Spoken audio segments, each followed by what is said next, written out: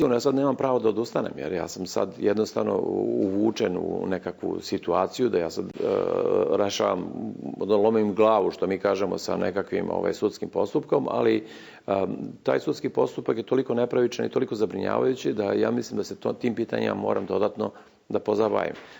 Sigurno je da se Albancima žuri da završe pregovore, jer oni vide da su ušli u proces koji će trajati za dosta dugo. Ja te kažem, trajaće onoliko koliko bude potrebno, koliko god bude tema, a teme se međusobno dogovaraju. Znači, nije stvar da jedna strana može da nametne temu, ne može, mora to da bude dogovoreno. Treća strana se opredelila za relativno pasivnu ulogu, to je Evropska unija, ali to nije dobro.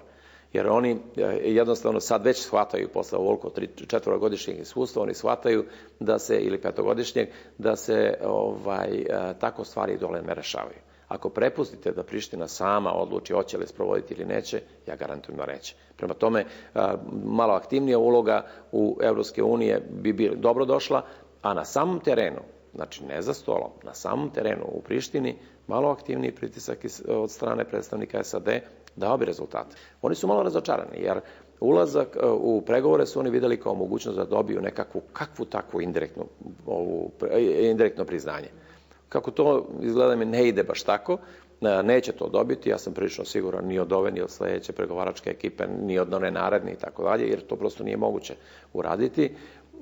Mislim da oni postaju toga svesni i postaju pomalo razočarani. Znači, glavni njihov cilj je bio to i da kroz to fino ponašanje, uslovno rečeno, znači po meri Evropske unije, zarade viznu liberalizaciju.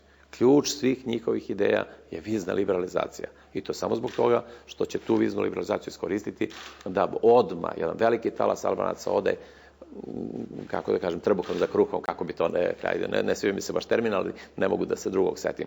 Znači da ode u Evropu i da tamo ostane, jer ovde nema perspektive.